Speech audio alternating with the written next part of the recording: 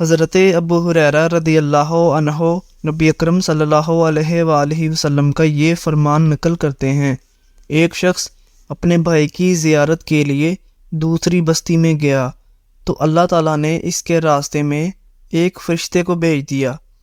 فرشتے نے دریافت کیا، تم کہاں کا ارادہ رکھتے ہو؟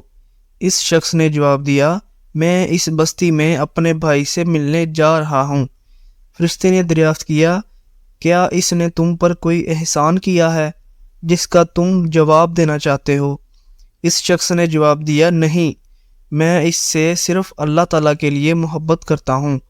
تو فرشتے نے کہا، میں اللہ تعالیٰ کا فرستادہ ہوں جو تمہاری طرف آیا ہوں، اس پیغام کے ساتھ کہ اللہ تعالیٰ بھی تم سے اس طرح محبت رکھتا ہے جیسے تم اللہ تعالیٰ کی وجہ سے اس شخص سے محبت رکھتے ہو۔